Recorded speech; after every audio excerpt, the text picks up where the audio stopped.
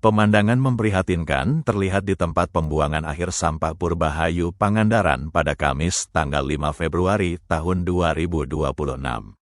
Di lahan seluas 3,9 hektar tersebut, sampah dari rumah tangga, hotel, hingga restoran menumpuk menyerupai bukit.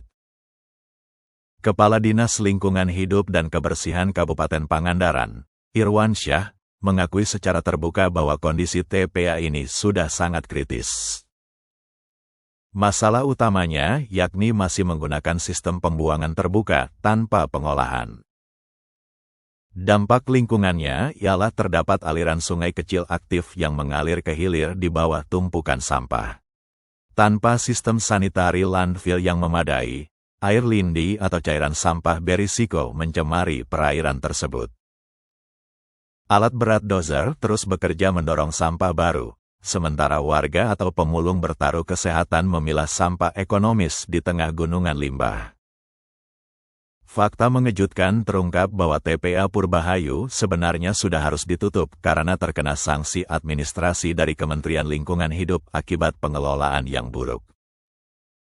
Sebenarnya TPA Purbahayu itu sudah harus ditutup. Cuman atas izin Ibu Bupati, kami ajukan perpanjangan sanksi sampai Desember tahun 2026, ungkap Irwansyah. Dengan napas tambahan hingga akhir tahun, DLHK Pangandaran kini berpacu dengan waktu untuk melakukan perbaikan total agar sanksi dicabut dan TPA tidak ditutup permanen. Tahun ini anggaran telah turun untuk mengubah sistem menjadi controlled landfill atau sampah diuruk, ditimbun tanah, tidak dibiarkan terbuka.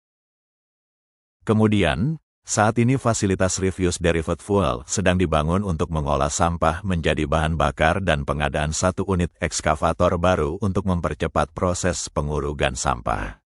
Di Pangandaran sendiri seperti apa, Pak? Ya betul, memang saat ini beberapa kabupaten kota mungkin ada 250-an lah ya, saya tahu ya, yang sudah dikenakan sanksi administrasi oleh Kementerian Lingkungan Hidup. Termasuk Pangandaran. Pangandaran itu seharusnya TPA kita ini sudah ditutup. Cuman kami kemarin dengan atas izin Pak Ibu Bupati sudah menyampaikan surat untuk perpanjangan sanksi sampai dengan Desember 2026 dengan syarat memang Pemda atau Dinas LH melakukan upaya-upaya untuk mengantisipasi penataan TPA. Yang pertama, saat ini kita masih melaksanakan open dumping. Open dumping itu ialah pembuangan sampah yang langsung dan tanpa diurus. Open dumping itu nanti sampah-sampah itu harus dibuang di TPA dengan diuruk pakai tanah. Jadi dia tidak kelihatan dari permukaan, ini yang akan menimbulkan pencemaran mikroplastik ya. Jadi sudah ada di anggaran kami untuk tahun ini ada namanya control landfill. Yang ideal ialah sanitary landfill. Itu yang kendala di kita ialah biayanya cukup besar.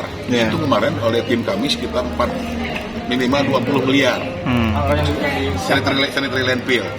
Ya kan, belum yang kita butuh alat berat, butuh banyak hal yang masih dibutuhkan. Jadi untuk tahun ini kita sedang melaksanakan pembangunan RDF, mau membangun RDF, kemudian pembelian alat baru, ekskavator baru, 1 untuk membantu yang sekarang yang sudah cukup tua. Kemudian nanti ada pengurugan yang namanya control landfill. Sampah itu akan diuruk, tidak boleh lagi di permukaan dan itu yang menimbulkan penyakit, lalat dan semuanya. Berapa itu, Pak? Dianggarkan untuk tahun ini untuk yang control landfill 700 juta. Oh, 700 juta. Pengurugan ya, ditutup. Oh gitu. Itu udah terlaksana atau gimana? Tahun ini dianggarkan, dan ini untuk penanganan TPA ini ada 2 dinas yang terkait. Kami yang menangani untuk perizinannya,